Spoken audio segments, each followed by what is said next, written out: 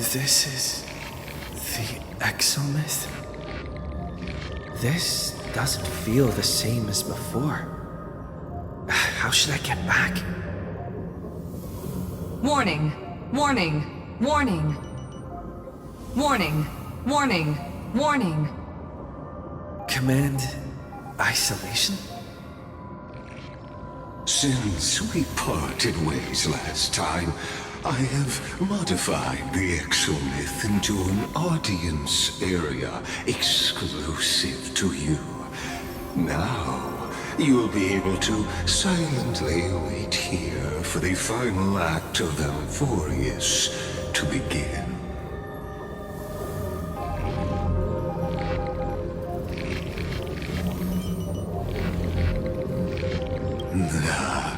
It seems you have already forgotten.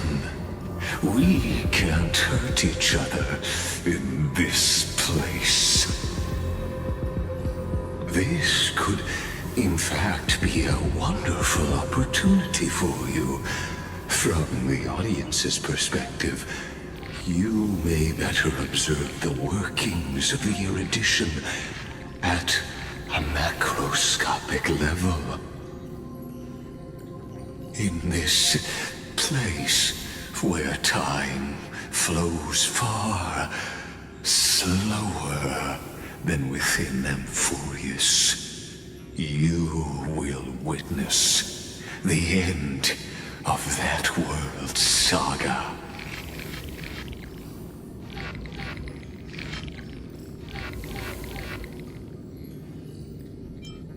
The answer concerning the prime mover of life and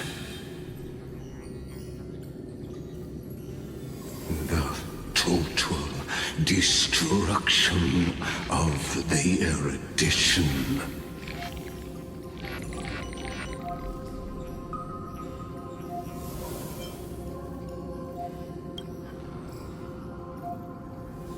Do you see me as their faithful disciple?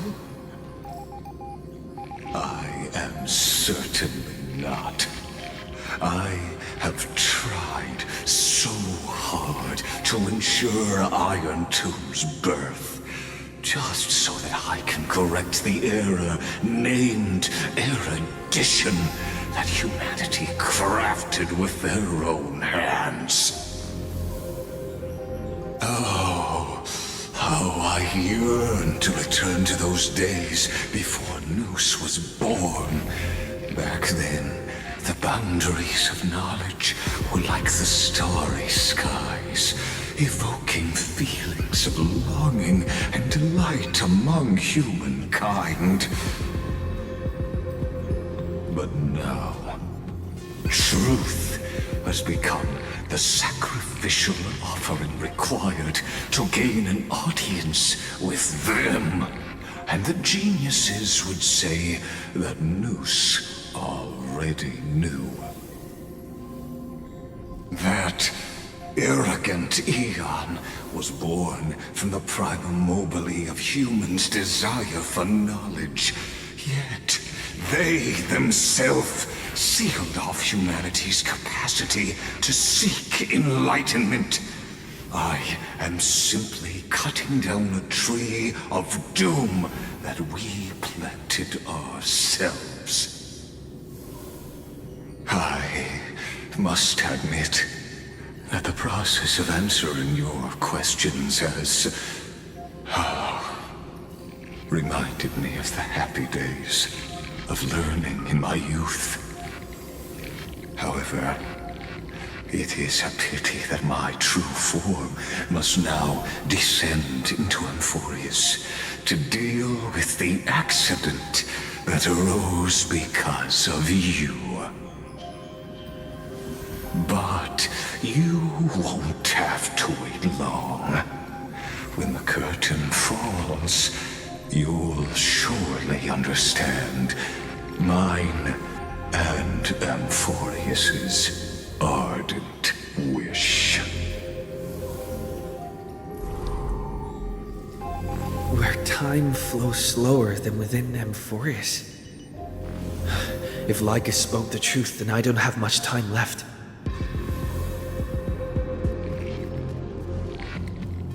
But how can I get out of here? Can you hear me? Little one. Is that Herda's voice? Warning, warning, warning. Hurry up. Put some speed into it. I can't keep this up for much longer.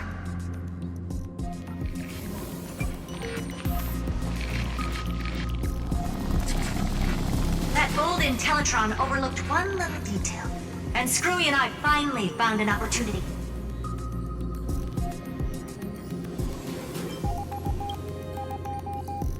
Let's keep it short. While you were gone, well, in those few years, Amphoreus... Yes, time dilation, resulting in an uneven flow. Don't you know this already? Let's stick to the main points. The Chrysos heirs activated the chronocognitive anchor and helped Skrullum and me open a hole in the firewall. We made some adjustments, so he can't attack us immediately, but it won't hold for long. Critical warning. Critical warning.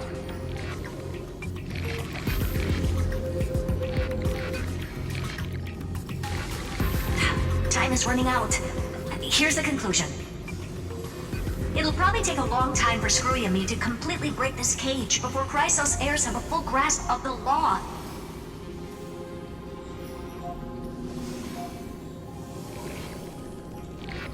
To be safe, we'll continue to launch side-channel attacks on the system to give you opportunities to escape. You need to seize these opportunities. So start moving, and find a way to pull off a magnificent jailbreak.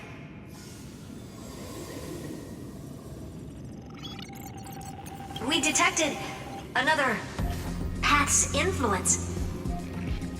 Critical warning. Critical warning.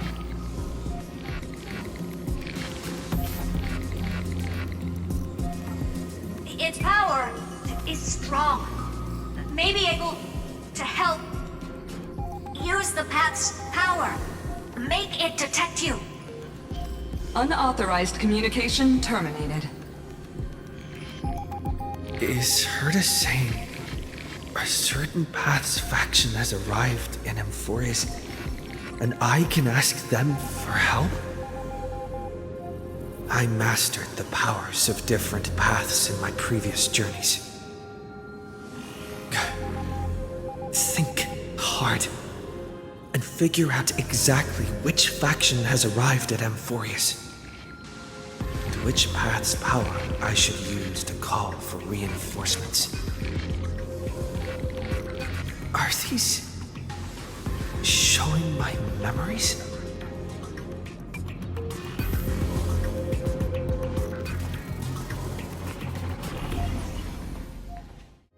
With a Stellaron in my body, I woke up at the Herda space station and gained the power of the destruction. A world that'll give rise to a Lord Ravager would definitely draw the attention of the destruction. The Stellaron in my belly is gonna be super useful. But what if I end up pulling in the Antimatter Legion or the Annihilation Gang? Can they really help?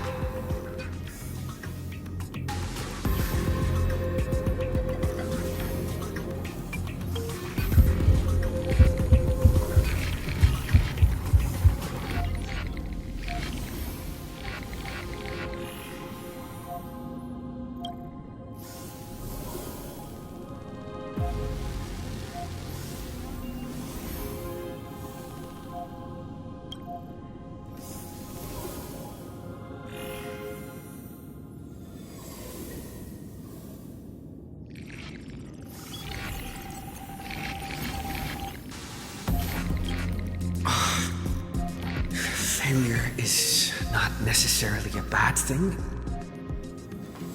This power wasn't gonna call up anyone nice after all.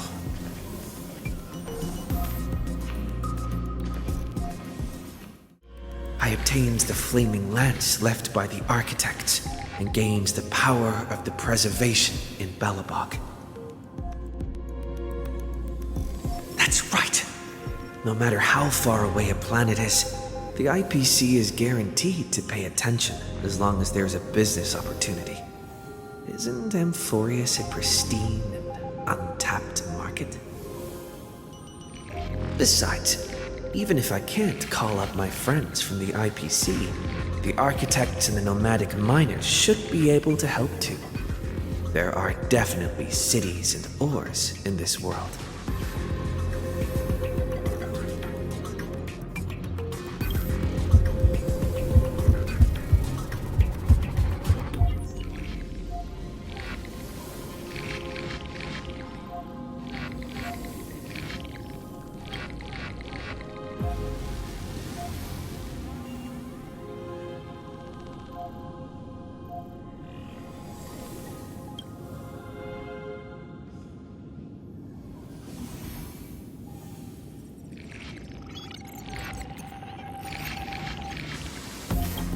Seems like since Amphoreus has no overseas market, the IPC's hand can't reach it.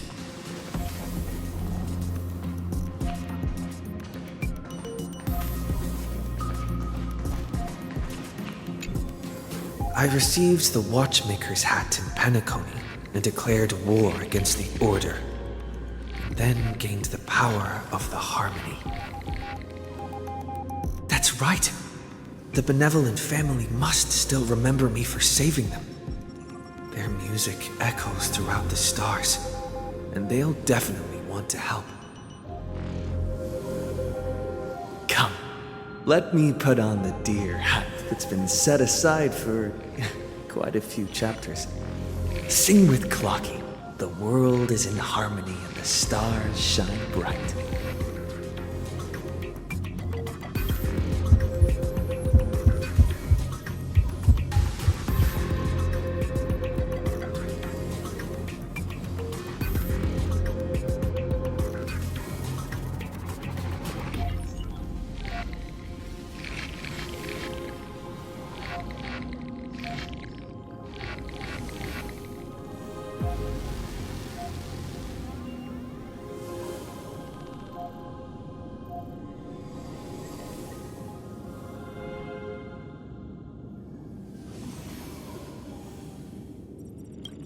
Doesn't Lygus want this story to have background music?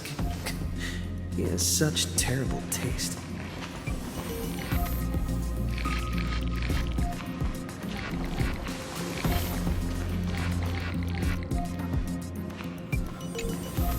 The Remembrance.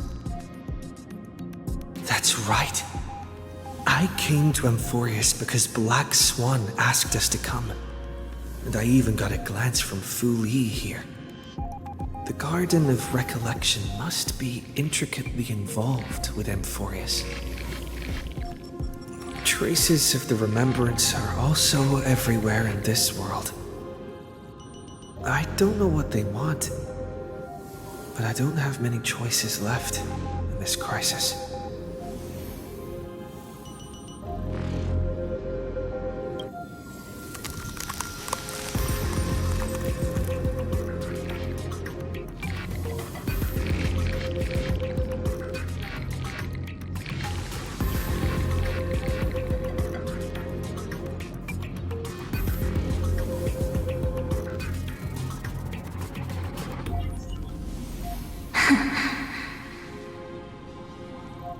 I finally found you. Following the sound of memories. A pathstrider walking both the Remembrance and the Trailblazer.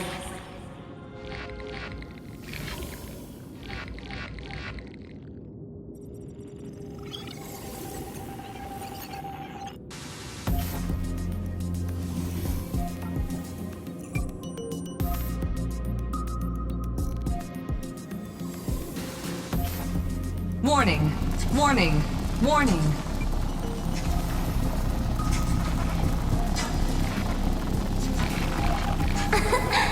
Erudition's prison cannot stop us. For we lie outside the logic of zeros and ones.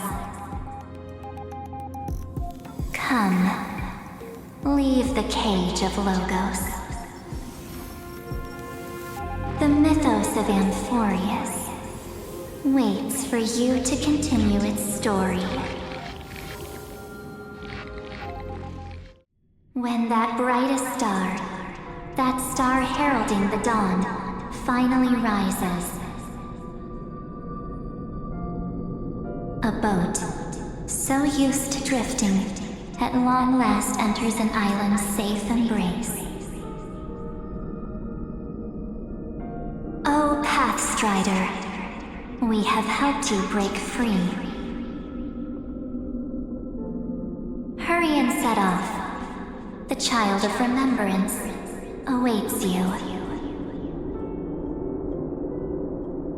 March? What's she doing here?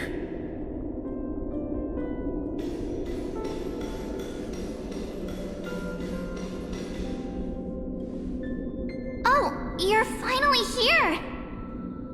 We haven't seen each other for such a long, long time. My good buddy, I've really missed you.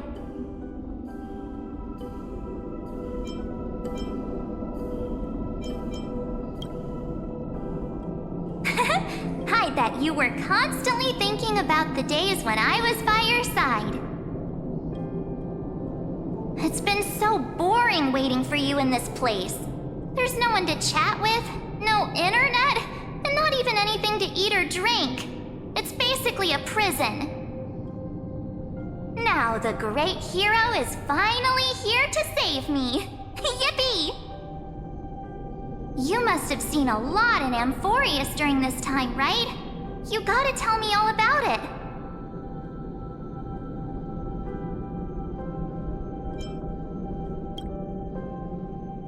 I'm all good. Look at how fit and active I am. But let's get out of this spooky place first. This is not a good spot for a reunion chat. Why don't you take me back to reality? A strange voice told me that I can enter Amphoreus if I keep following this road. So, let's head off. I still don't know what that world even looks like. Why does March feel so weird? What are you standing around for? Do you actually like this place? Get moving. Hurry! This door should be the exit. Maybe my instincts are wrong. Let's follow her first.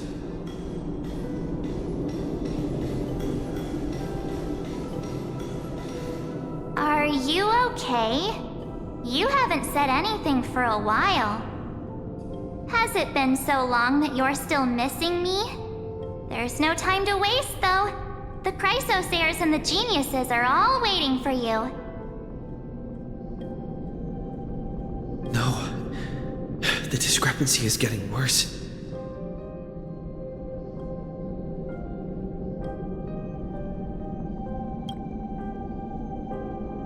Huh? Isn't Amphoreus the world of the Chrysosairs and their hero's journey? I could figure that out in an instant. But Amphoreus cannot be observed from the outside. She couldn't possibly know about these things.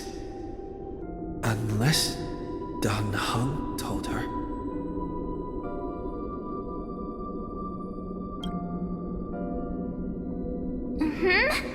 No, he's not.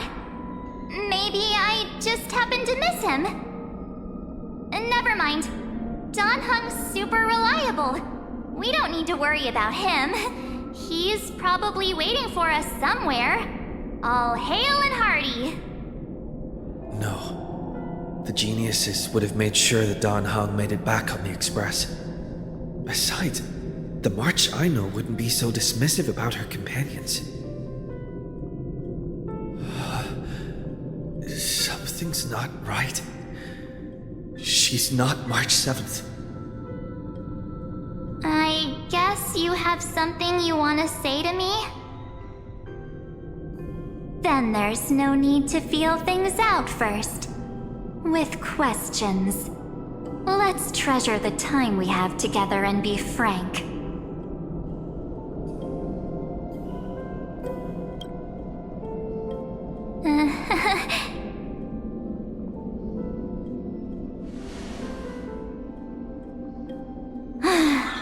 As expected. A glimpse of memory is not enough to deceive the bonds of friendship forged between the nameless. In that case, there's no need for further deceit. You're right. We're not the March 7th you are acquainted with. But we can send you back to Amphoreus, as long as you are willing to help us.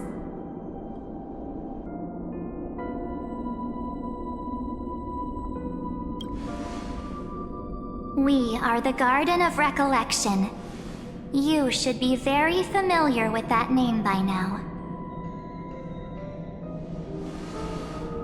Just as a reminder, while you hesitate, time is quickly ticking away in Amphoreus. Working with us is the best way to stop the enemy of erudition.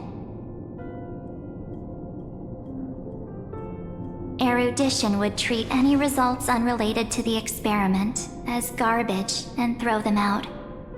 But we don't work like that. The Remembrance treats all these instances as important materials needed to weave the universe.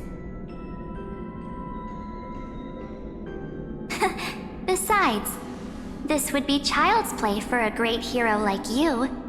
It won't be hard at all. Also, if your plan fails and the big bad Iron Tomb manages to get out, then the whole cosmos will be in danger. Wouldn't it be better to have an additional failsafe? As long as you help the Garden retrieve what we want, even if Iron Tomb reformats everything in the physical plane, we can use Remembrance to reconstruct the entire world. Or, should we say, the entire universe. So help us. Find where Amphoreus' memory began, and bring it out. The Master of Anosrava has already glanced at you. Don't deny it. That storybook is the best evidence. Say, you aren't seriously gonna be moved by their pretty words, are you? I am the one who commanded those little ones to lead you out of the prison.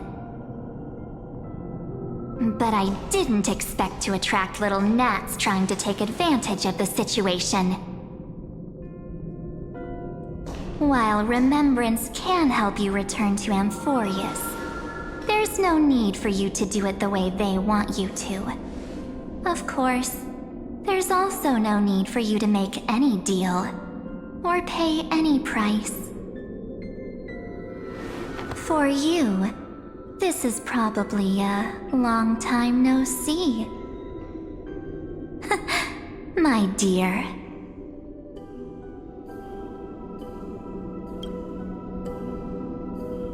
Shh.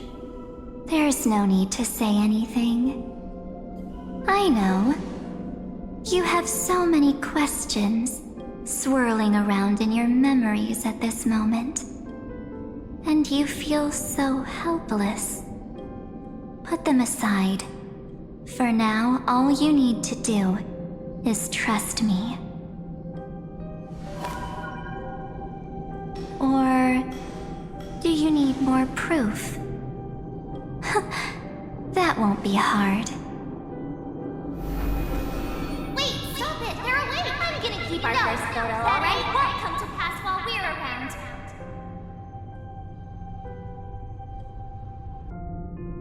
And now The statue. Is that John Hunter's brother?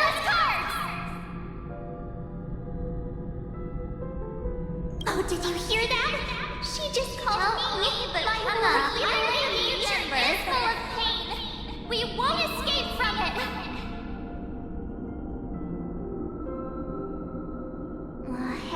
you sure? Maybe a couple of punches will help to jog your memory.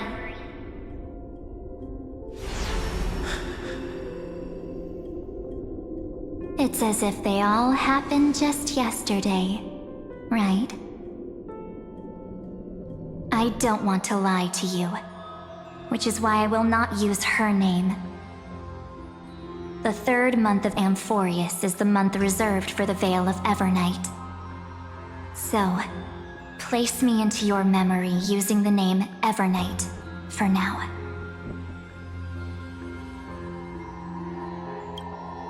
I'm happy to explain more, just not now. We might have a lot of time to ourselves, but Amphoreus does not have that luxury. If we do not stop erudition and destruction, then the journey you've treasured so much will face the prelude to its obliteration.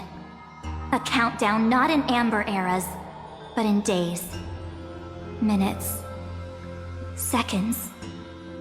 So, take this gift. This burning core flame. This footnote of a transaction. It contains hope and the warmth of the entire world. Ripples of past reverie. She hid this fire in the long river of time, hoping that her wishes would transcend time to reach your hands in the future. Now, take it, and return with it, dear friend. Return to Amphoreus, and overturn the final era nova. Witness the time that stood still for the Deliverer, and the resistance that never bowed to the destiny of destruction over the long years that passed in a flash. Then, with this core flame blessed by the remembrance, respond to their hopes and blaze a trail to the future. And I will silently watch in a corner of time, waiting for our next encounter. I believe the wait won't be too long.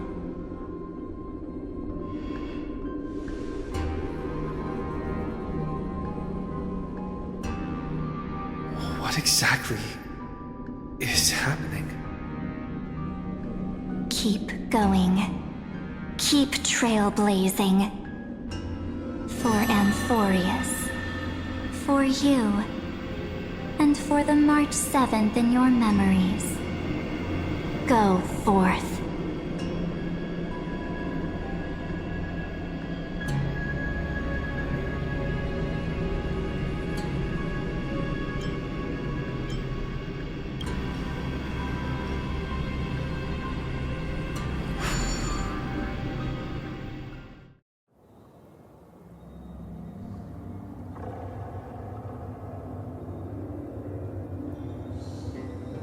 Is this, Akuma?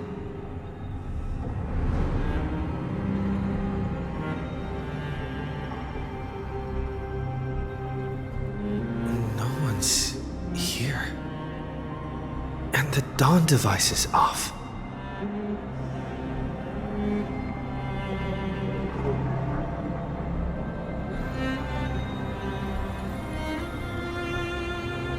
Am I too late?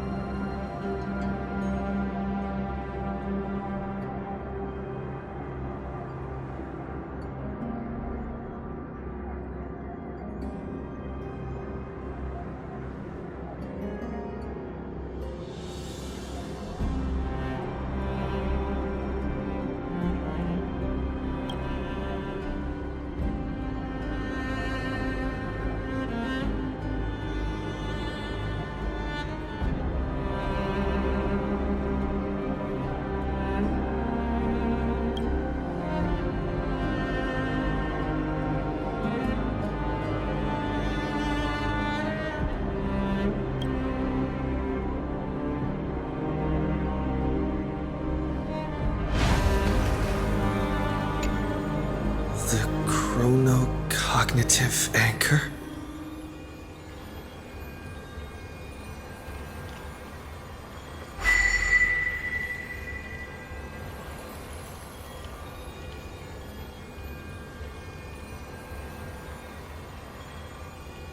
There's so much I wanted to say for our reunion. Yet now that you're back, there's only one thing to say. Welcome back, friend. It's been such a long, long time.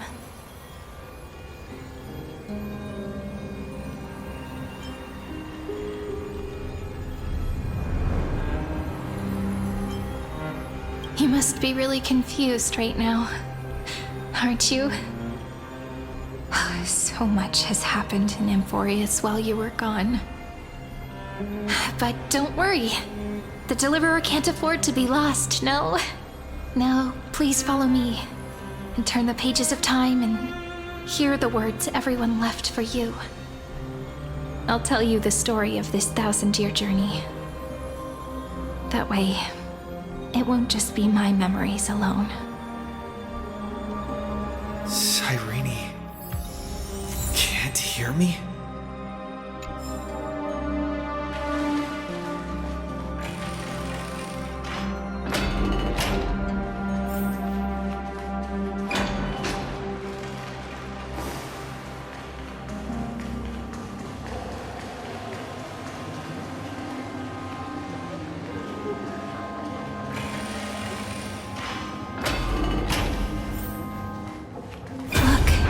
Scenery of the past has resurfaced.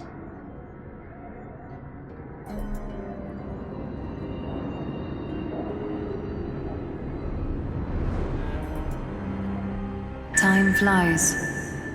200 years have passed since the Deliverer's fall. We had to return 3 core flames of law, romance, and ocean to stop Lygus, but even so, Terravox has fallen. The 2 geniuses vanished without a trace, and Zeridra embraced her fate. At this rate, Era Nova will come, and Amphoreus will fall into the destruction.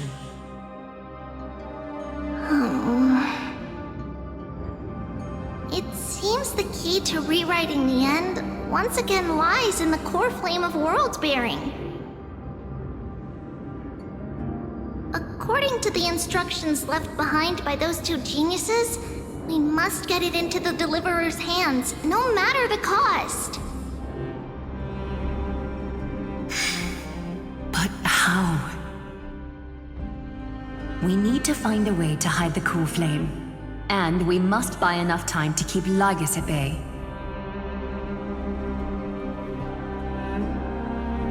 About that, Rini might have some good news. She had that dream again last night, but the Titan's voice was clearer than ever this time. She said, "Pass the flame into the future." Is that a prophecy from Orynyx? She chose to side with humanity this time and hide one of her kin's core flame?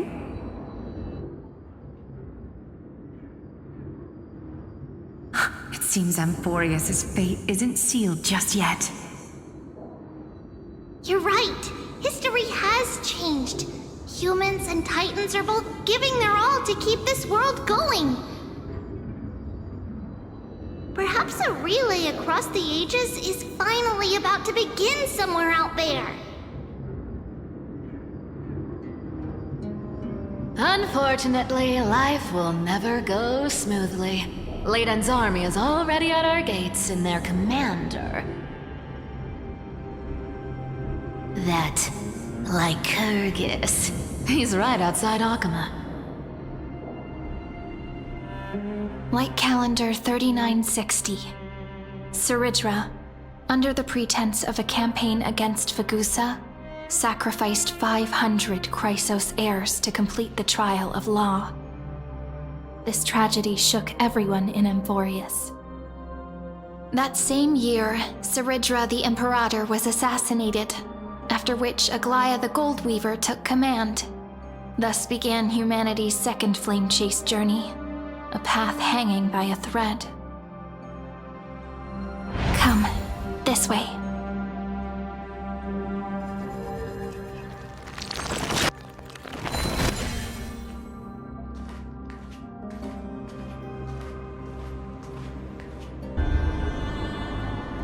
The eternal holy city? What part of that eternity ever lived up to its descriptions in poetry?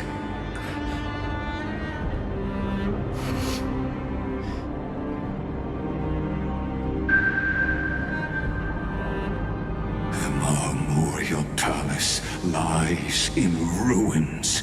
Countless mortals have perished because of your stubborn resistance. It's time you learned the cost of refusal. Now, answer my question again. Where is Kefali's core flame?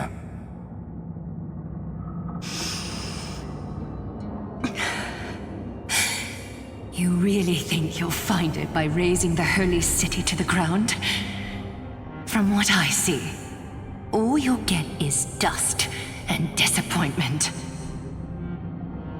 Don't forget, you can't kill the Chrysos heirs mentioned in the prophecy because of law.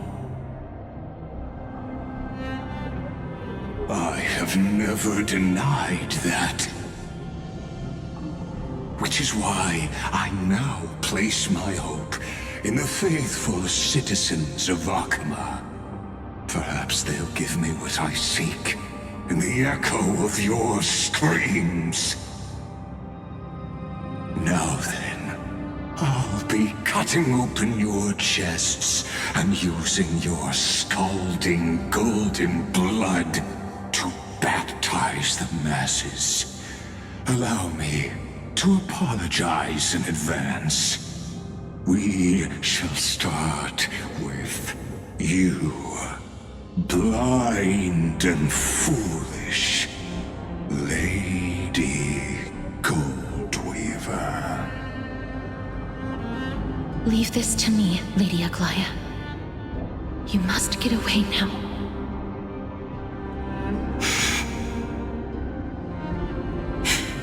No, Holy Maiden. I'm the one who must stay. What? His conspiracy won't succeed. Because romance is ready to make good on their promise to weave an indestructible armor for Amphoreus. Its name is Solidarity.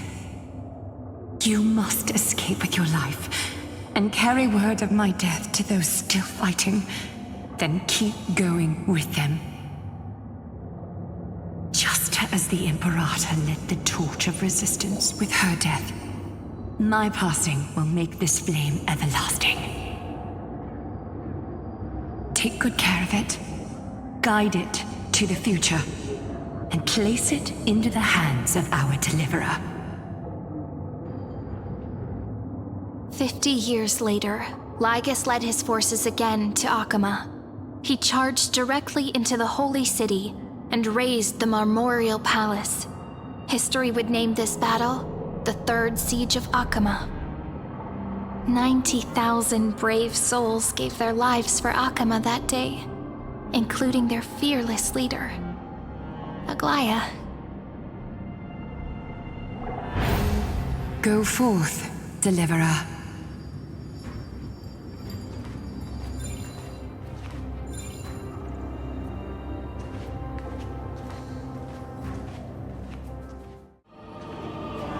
Go.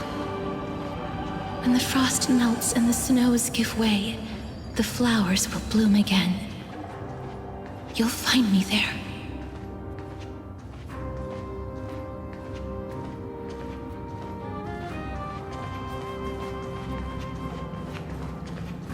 So what you're saying is, Princess Homebuddy is never coming back, is she?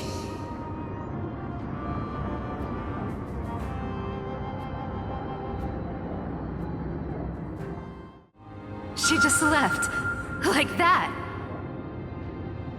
Since Cass has made up her mind, we can't let her resolve be in vain.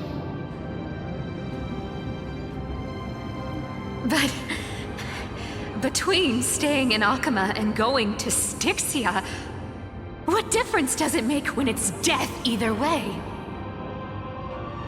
I'm against relocating. With Kefali's protection, isn't Akama far safer than that dead city? Cass's plan doesn't involve any relocation at all. Huh? Like you said, Akama is humanity's refuge. We never intended to get everyone moving to Styxia. It's just on Cass, Hycelan's, and me to prepare the final trump card for the Deliverer. Wait, what kind of trump card needs all three of you demigods to throw yourselves away? We must lay down the path to the future so when the Deliverer returns, they'll have a clear road to reach the location of Era Nova. Styxia sits where death meets the ocean. There, with the combined powers of ocean and passage, we can summon a current that leads to the vortex of Genesis. And the demigod of death will forever guard that secret path until he returns.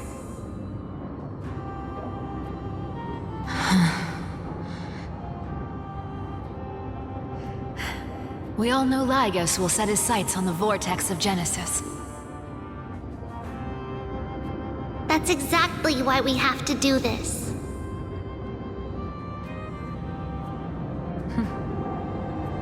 Guess I underestimated Idonia's Maiden of War. She's got way more steel than I thought. And Cypher, we need you to head to Castrum Kremnos as soon as possible. By any means necessary, forge an alliance with Strife. The prophesized Crown Prince has already been born.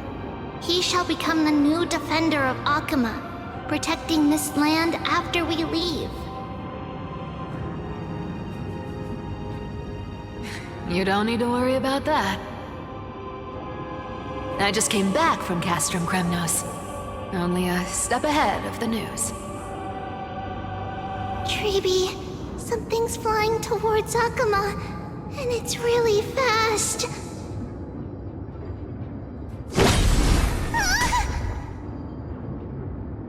What is it? It's a spear! It's the Kremnoans. Their king's already here. With the protection of the demigods Trebios and Cyphera, Akama endured wave after wave of warfare, though just barely.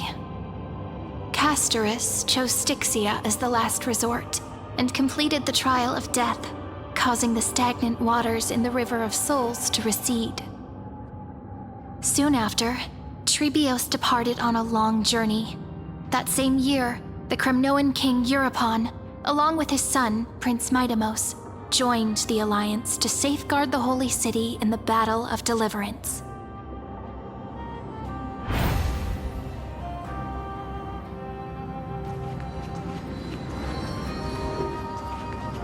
Go on, and see you tomorrow.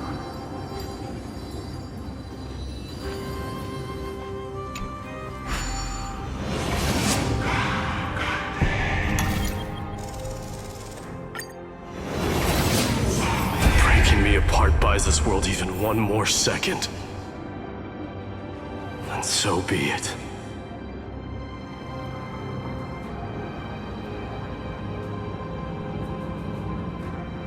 But it's gonna hurt a lot! Pain, brings endless torment. But it can never destroy me. I believe that you were thinking the same thing when you stepped through the gate of infinity and jumped off that cliff.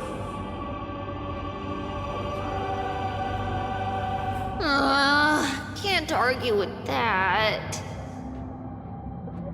In the current situation, this is the only path Akama has left. Just do as I say. Split my soul into 5 pieces. Forge me an immortal vessel. Let the blade of strife hang forever overhead. Locked in battle with their enemies to the world's bitter end.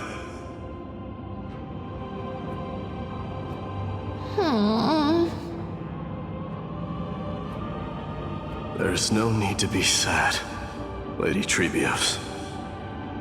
Haven't we already taken great strides towards that promised tomorrow?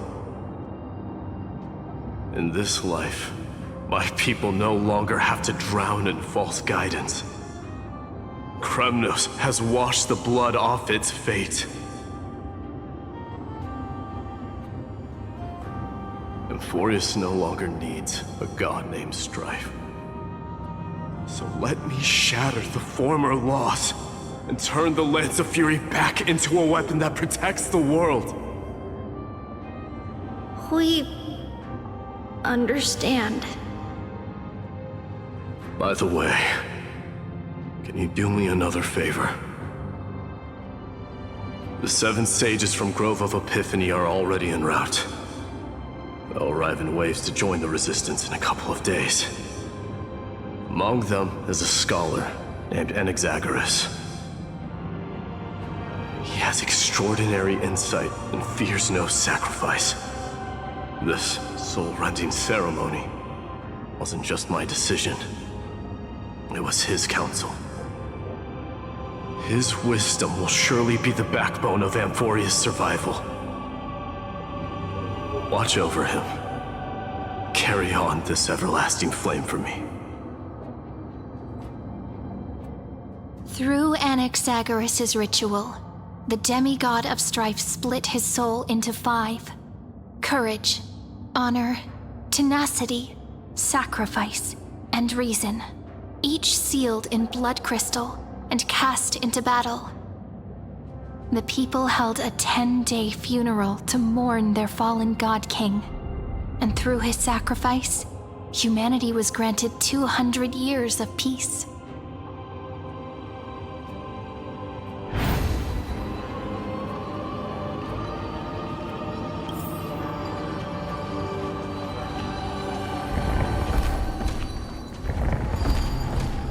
Keep moving forward. My blood will pave the road ahead for you.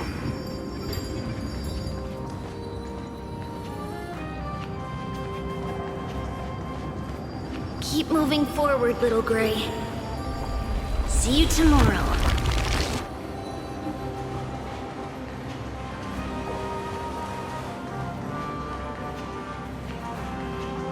That seamstress wasn't wrong when she said a lie needs more lies to keep it together.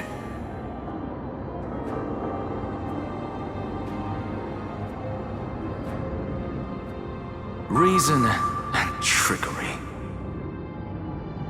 Never thought we'd be the pair to finish this final setup. Can't catch that Tin Man without your little slides. Besides, this is our last shot. Not the time to be picky, right? Don't oversimplify it. Lygus just found out Akama's been an empty shell for the past 50 years. He's bound to be furious. At this rate, he could have done anything. That's exactly what we want. Rage blinds even the brightest minds. Doesn't matter how much of a genius he is, the principle still holds. Once he storms into the council and confronts me head on, you trigger your alchemy with a boom and turn him into a caged beast. Easier said than done. you still have to pass yourself off as the deliverer without anyone catching on. And you really think a human alchemical array can bind a godlike being? That's just nonsense. What? Getting cold feet? Or you just don't believe in the almighty worth of the demigod of trickery? Just tell me straight. Can you do it or not?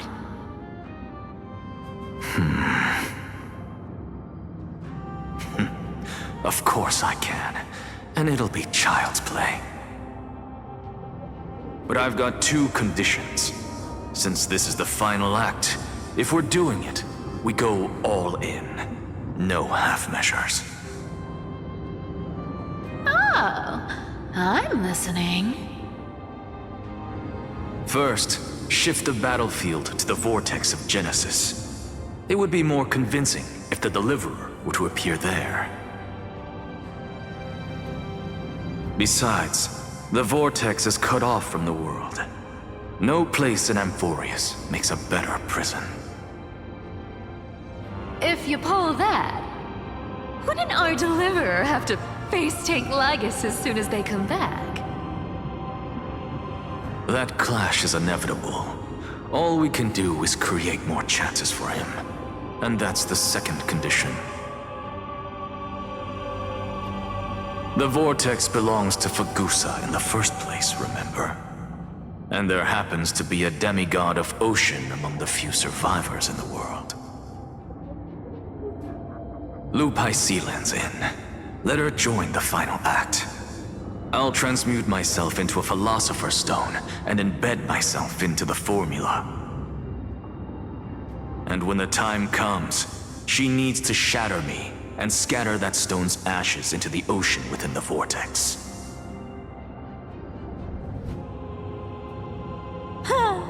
I guess people weren't wrong when they said you're insane, Grove Boy.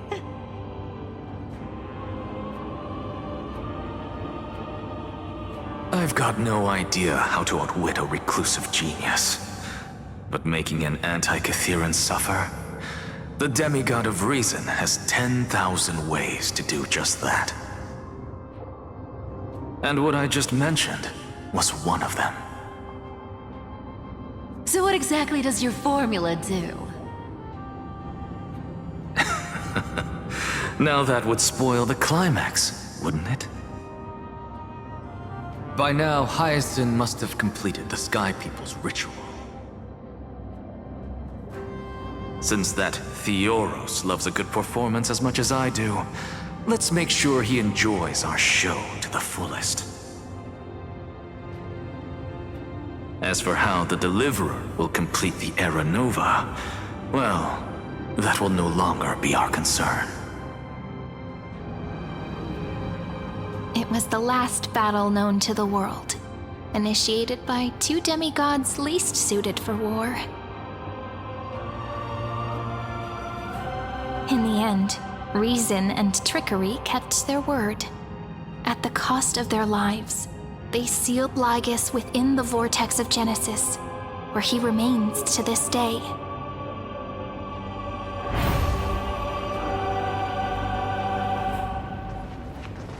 Go forth.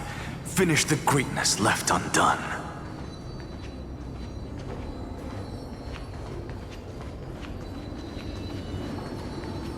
Quit overthinking! Just run! Keep running, and that'll be enough.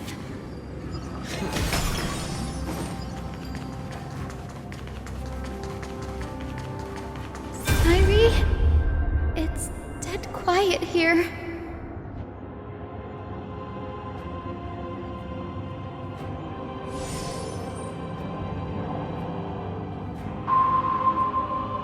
Akama will stand eternal. Miss Cypher's lie has crumbled after all.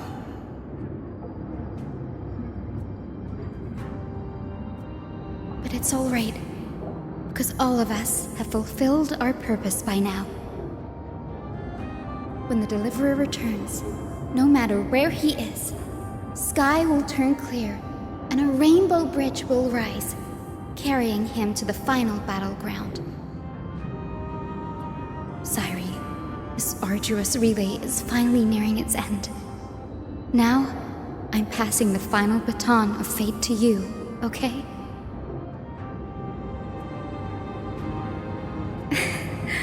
No, that's not quite right. After all, it was you and him who lit the first spark of this journey, wasn't it?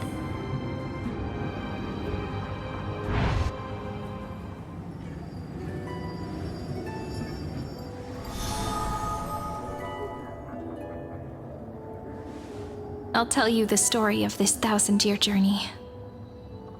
That way, it won't just be my memories alone.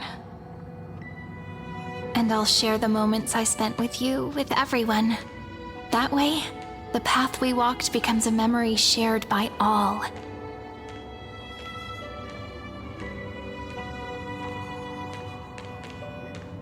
People will know that there's nothing left to chase.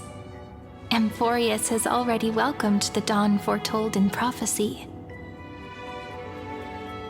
Just like I said, this should be easier than last time, right?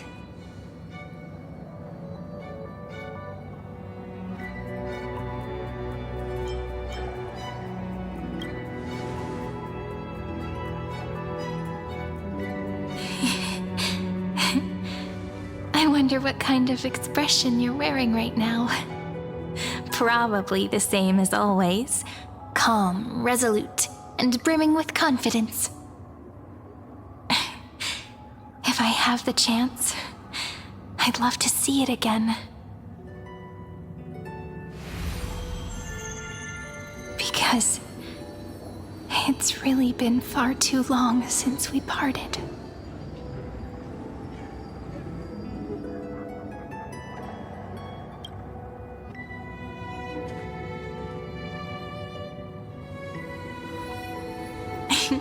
Someone as sharp as you must have realized by now that this isn't reality, but a maze of time. As the last link in the relay, I will return to the Temple of the Three Fates, tell Orynyx all of our stories, and bottle every page we've written into the little flask of memories. And then, may it set sail in peace. Drift down the river of time along with the core flame of world-bearing. Reach your side and lead you back to Amphoreus. Just like the first time we met, right? Even though this cycle has no demigod of time, time has always stood on humanity's side. This is the only way to make sure that the Era Nova won't happen before you return. And the only way I can safely entrust the completed final flame chase journey to the Deliverer's heart.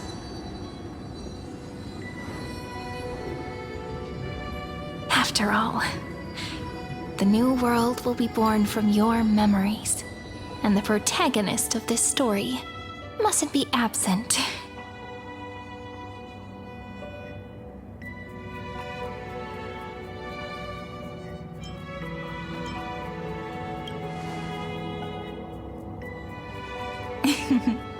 I believe you will never let us down, just like always.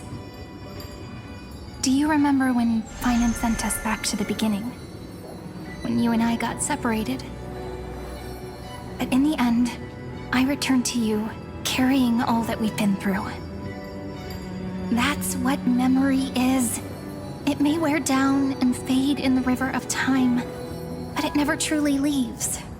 When that hidden corner of the heart is stirred, the past returns even more beautiful than before. So don't worry. Let the 33,550,337th Flame Chase journey become part of you too. I've gotten a lot better at it with the experience from the last time. Next, you will head to Styxia and find the Vortex's entrance guarded by the demigod of Ocean, before charging toward the final battlefield.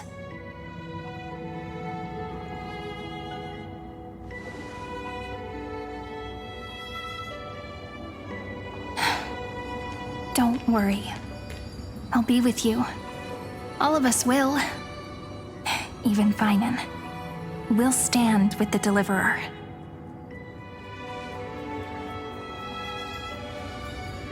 So say a short goodbye, then set off, just like we promised at the start.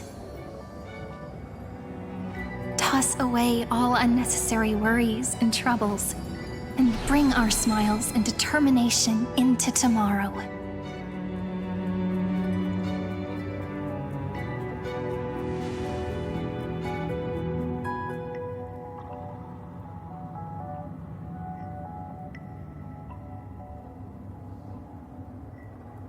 The last baton.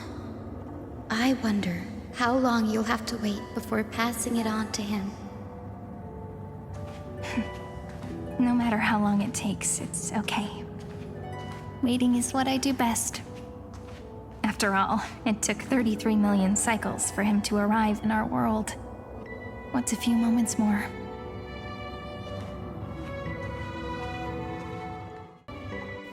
But, Sairi, what if you wait and wait, but that hero never arrives? That won't happen. Because I know that no matter how long it takes, he'll definitely return to this place. We can't let him down.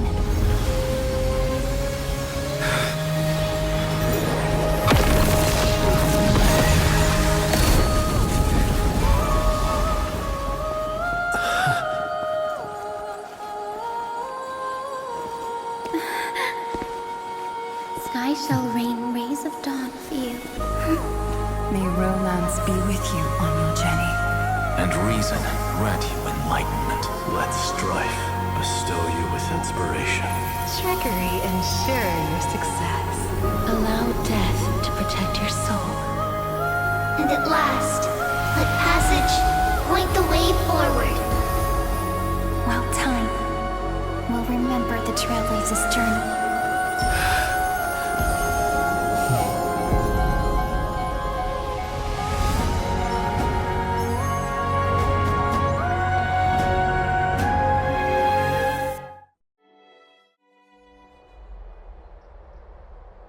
Is this Styxia? What happened to this place? I need to find the entrance to the vortex, guarded by the demigod of ocean. High Sealance. Is she still there? Long time no see, Trailblazer.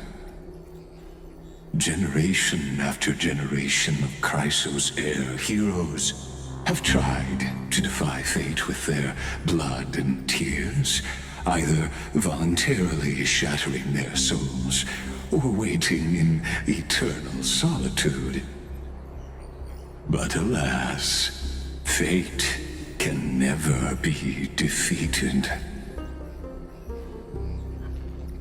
Reason and trickery may bind my flesh, but my will shall never fall silent. So the demigod of ocean, the Dux Gladiorum, High Sealance, sought to bring me into a fantasia with her voice and drown a genius in slumber. But alas, it was all a hopeless dream. That warden fell before I did, due to erosion of time, while her prisoner remained unchanged.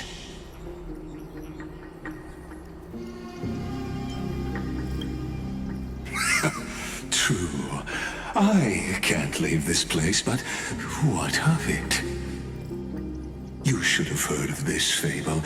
In a shadowed cave lived a people, imprisoned from childhood, and chained so that their legs and necks are fixed, forcing them not to look around at the cave, each other, or themselves.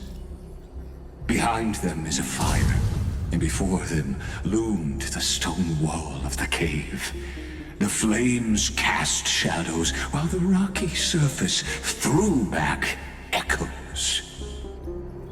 To them, that false play is the whole world. Yes, I'm trapped in the cave, but I know it's all just a fleeting illusion. I don't struggle in dreams. I wait. And now, my deliverer has come to defeat me and save this world that never owed you anything. Oh, you'll need to awaken the singer here and unseal the prison called Vortex of Genesis. You'll be the one to unshackle me and bring the cave crashing down. Of course, I don't mind waiting a little longer. Let me guide you through this next illusion. One last memory from that prison warden. I hope you'll watch the stories of this fantasia closely.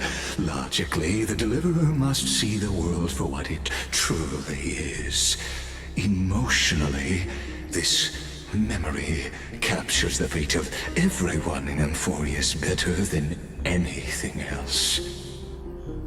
Only by feeling it for yourself can you understand my point of view. The meaning of destruction.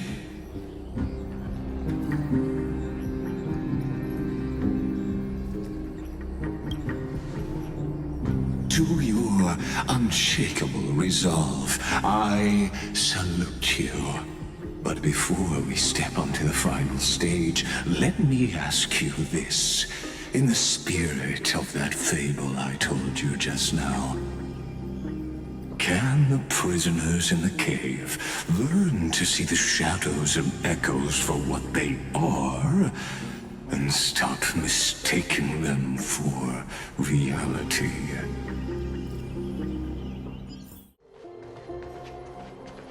Look, the fire projects the face from her memories. An actress upon the stage of this play.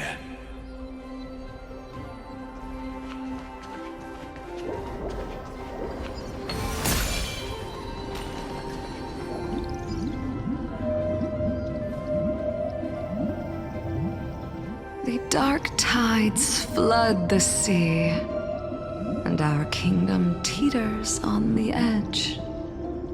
Fear not. Our queen has gone to the borderlands. She'll quell this calamity herself.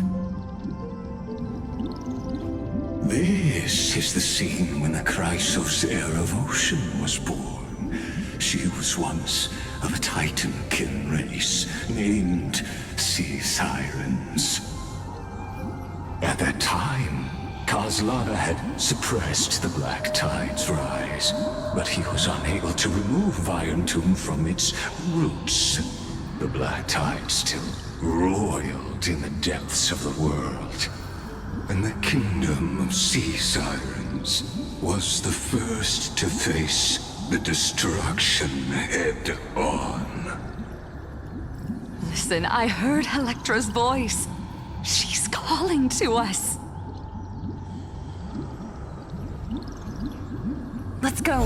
Her voice carries the Queen's command.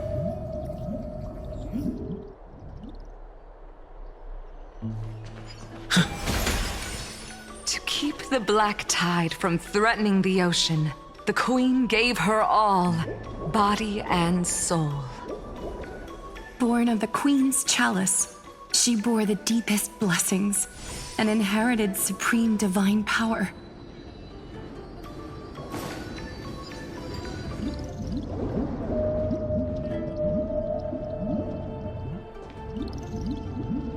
My sisters! You're finally here! Of course, Electra. Your beautiful melody drew us here. Her true name is Electra. This is a reflection of her former self, clinging to the past with aching defiance. The Queen summons us. She must be near exhaustion. The black tide will soon enter our borders. Then what do we do? Will our seas fall to darkness and terror as well? Don't worry. We shall lift the chalice in her stead to catch the black tide, and stand together to safeguard our realm and its people. Such tiny titankins, thinking they can stop the tide of truth. How naive. And that naivete is the root of all suffering.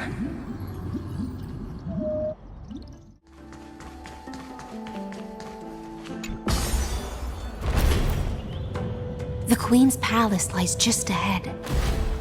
Even her once graceful form is now tainted and drowned in dirty mire.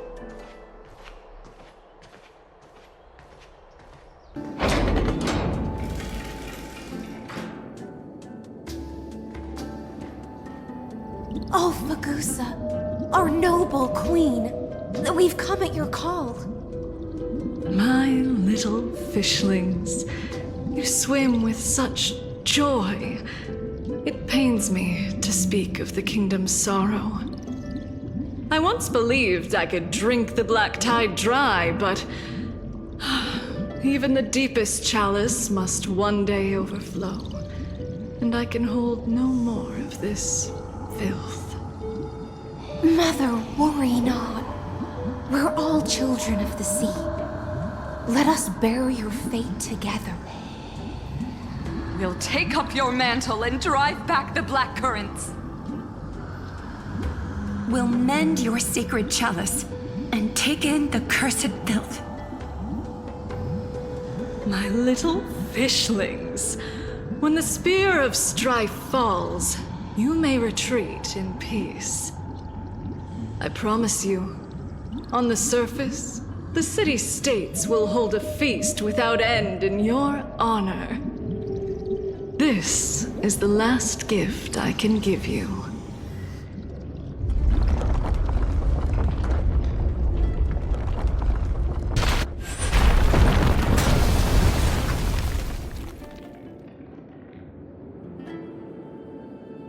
Fagusa sank into the abyss.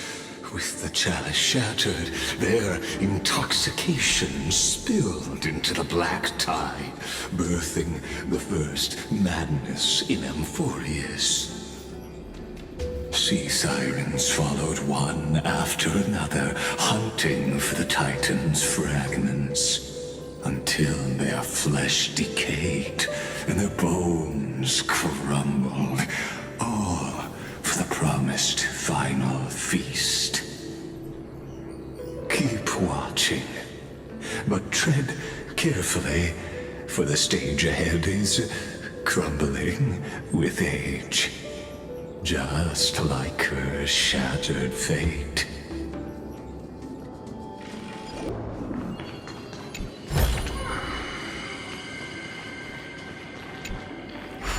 Electra! The fiends have gnawed my tail. I can no longer swim to the far seas. Electra! The black sludge has soaked my fins! I can't dance with you anymore!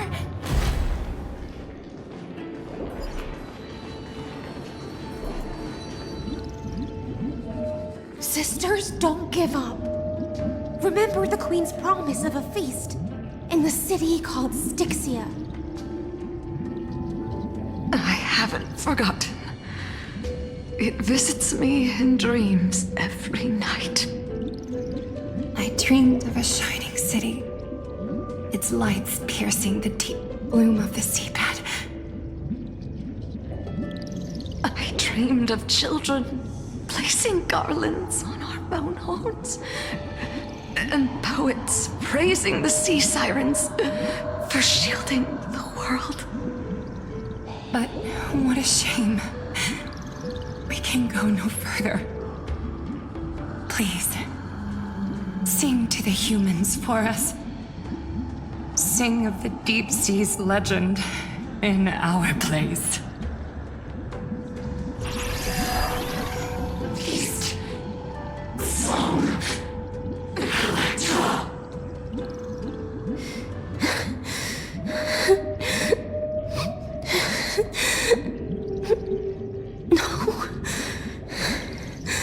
The sea sirens were tainted by the destruction. Their flesh rotted away. They became the black tide creatures of this cycle. Farewell, sisters. I'll finish this last task, then return to prepare your feast. And so, only one sea siren remained among the sea floor. High seamans, swimming alone through the seas, burying her kin and searching for the fragments of the chalice of plenty. Though most of that journey was in vain, why not use the power of time to leap ahead toward the journey's end? To reach the spirit basin, I'll need to call upon the power of the chrono vessel.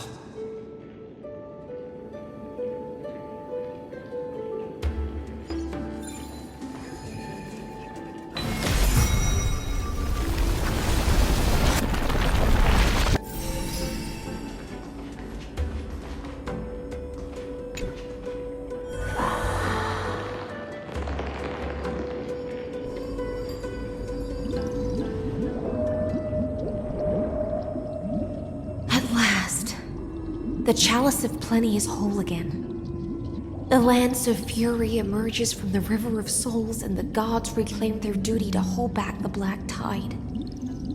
I am freed from endless toil, and now walk toward the rites at Styxia. I bore my sister's dreams upon my back, took on a graceful human form, and hoped to find a grand celebration on the shore.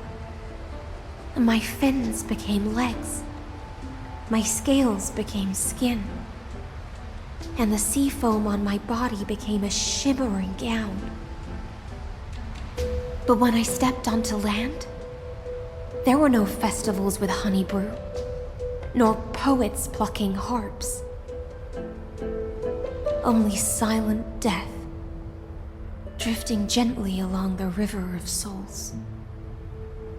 When she fulfilled her wish, she only found Styxia to have already repeated the mistakes of previous cycles and was swallowed by death. Hopes and promises are nothing but the foam of dreams. I am a sea siren, a vessel born to contain the tides. Now that my task is done, and the promise is broken, how am I to go on in a world drowned in shadow? Fagusa, my noble queen. She evaded my questions with drunken stupor. She told me a grand feast awaited me in the surface world. So I wandered lost, groping through the dark. The feast she spoke of, where is it? Lonely Blade, I shall grant you everything you seek.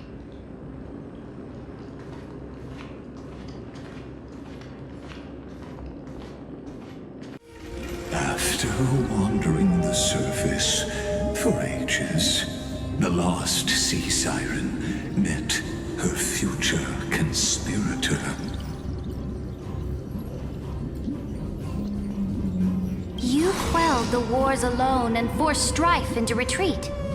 This swordfish that commands thousands of legions, whom does she serve?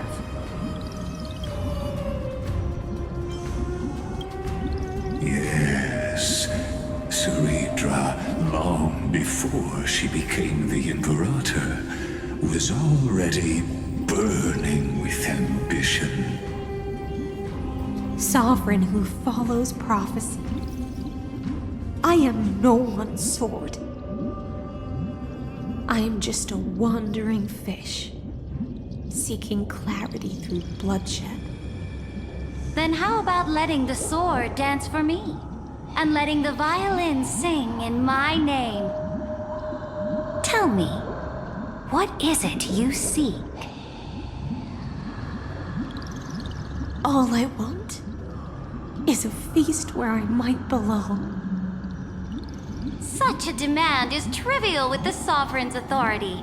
I'll grant you a banquet worthy of conquest and comrades to toast beside you. But Knight, you must offer me your heart. My heart? Yes, a loyal heart that will generate no betrayal. You were deceived by gods and drowned in the ocean's darkness. But now, I will lead you forward and be your light. So be it, noble monarch. The law you proclaim shall govern my every breath.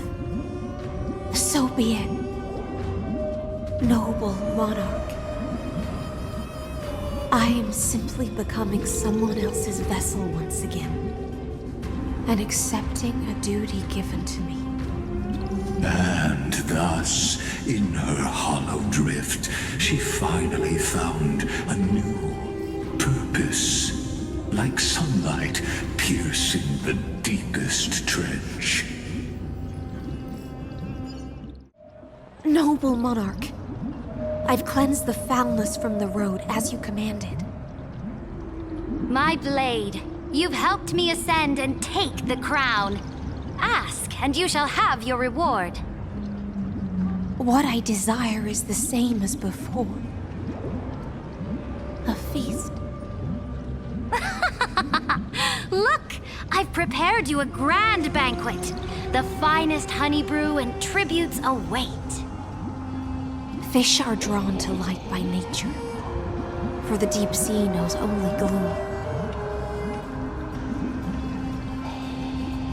Now I found a flame. It may scald and burn, but it's the only light. Come, let us join the feast. Perhaps the path forward lies hidden among the revelry. My faithful subjects, tonight's feast is not just for the past. It's a toast to the future! Born from our golden blood is an unstoppable colossus. Our iron beast to trample the universe! Great monarch. I've heard the universe teems with great threats. Can we truly remain invincible? Fear not. Before the troops of the destruction, such rabble is no more than cosmic dust. Surely there's a planet draped in oceans out there in the stars. Once I claim it, it shall be yours to rule. And to the rest, your triumphs will not go unrewarded. I promise you a new age, free of fear. Now, raise your cups to our conquest among the Sea of Stars! Sea of Stars! Sea of Stars! Conquest among the Sea of Stars. What a grand vision. Yet, to the Siren Knight, only feasts still stir her heart. Come now, join me. Witness the end of this futile dream. Where's the way out of this illusion? Come quick! Let's celebrate together! I've saved the finest brew! Come taste it with me! Noble knight, you are truly a blazing spark. It is my honor to share this banquet with you.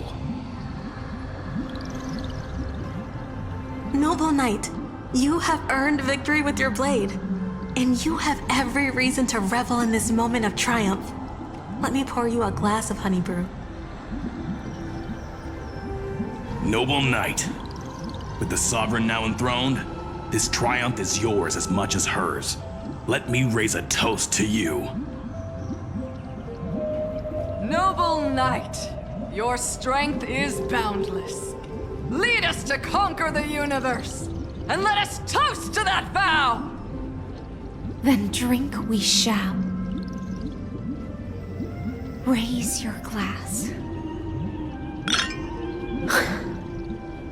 In the deep sea, I never knew what fire was.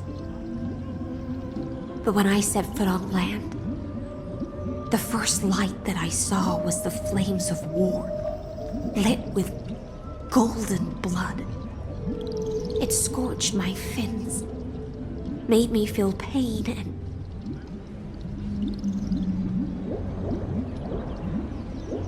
ignited an unprecedented hunger.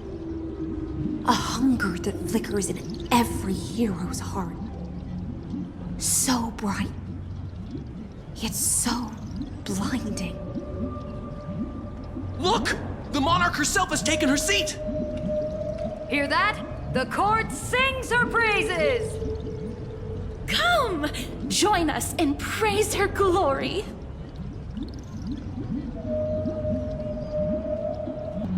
One eye of hers sees glory, the other sees corpses. And yet, she cherishes the name of glory more than fear and death. As they say, the coward died 1,000 times before his end. But the brave face death but once, which gods stand witness. On the eve of war, we sang our hymns and set our sights to sail beyond the stars. The legions will climb aboard the beast, riding it like currents across the cosmos. Planets after planets flew the flags of her crown. Realm after realm was ignited by her flames of war. As the final resistance fell silent, a vast empire rose from among the stars. And this small pond at last embraced prosperity and peace. That's how the story ends. Tell me, visitor, in this dream, did you enjoy the show?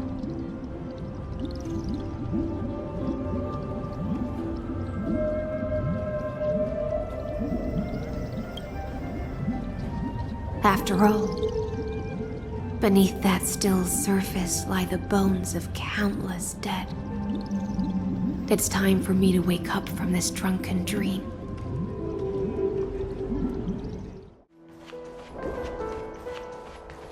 The Imperator is dead! The Imperator is dead! The Imperator is dead!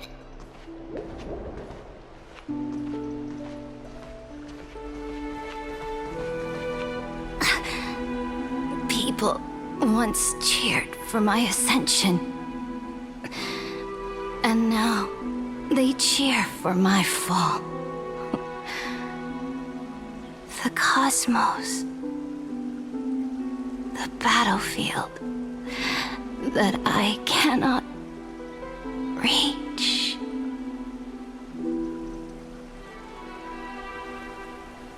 Before the Sovereign's conquest reached its end, her life and ambition had already been swallowed by the deep sea. This is the true ending. Her grand designs torn apart by the blade. Her regal robe soaked in golden blood. And the one who struck her down? The one who struck her down was her most loyal Gladius.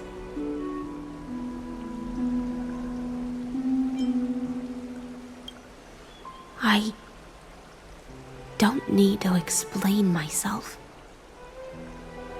A fish in a pond has no hope against the surge of fate. I wandered the shore, found a flicker of flame, only to snuff it out with my own hand. I don't understand. If the ocean's feast, the Imperator's dream, and even Amphoreus' existence are all illusions, then what's the point of our journey? When the Deliverer returns, I will let this absurd celebration come to an end.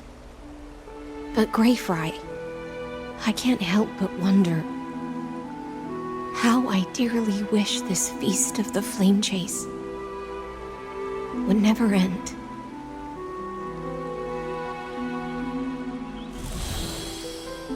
It seems she sensed your presence.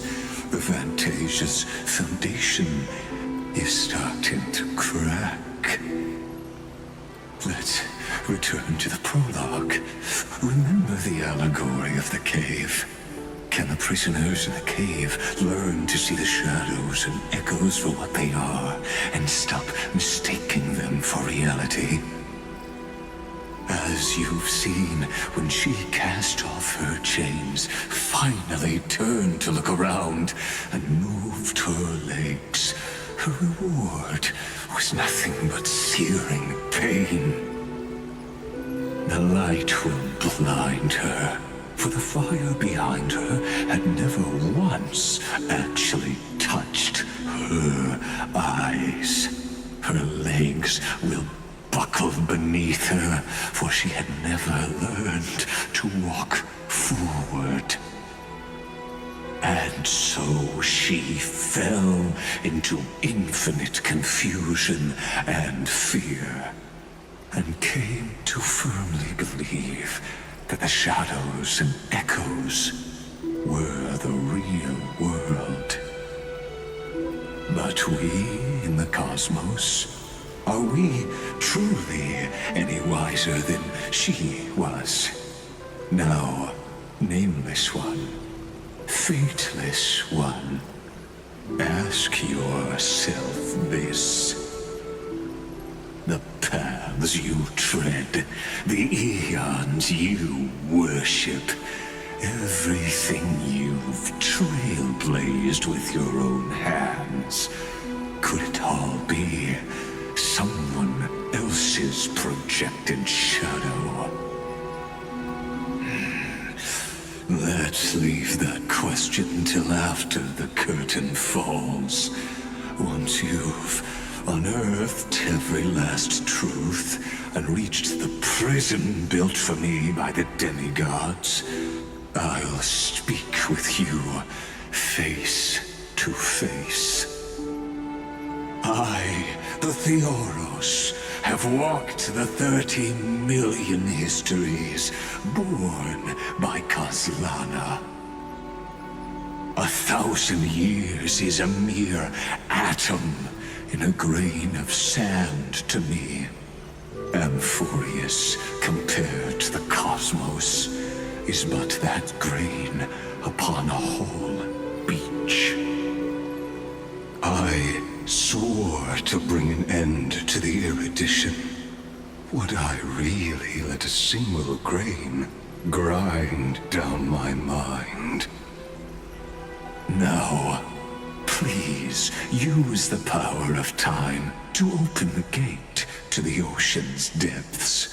Go, find the prison warden tormented by loyalty. Find her.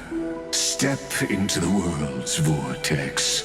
And once there, end everything between us. That palace reflects the heart of the demigod of ocean. Intoxicated, stagnant. There, you'll witness the true beginning of the saga of deliverance. An ugly history, long buried by tides and shame. A staircase of apotheosis that the Imperator forged with the golden blood of 500 human sacrifices under the pretense of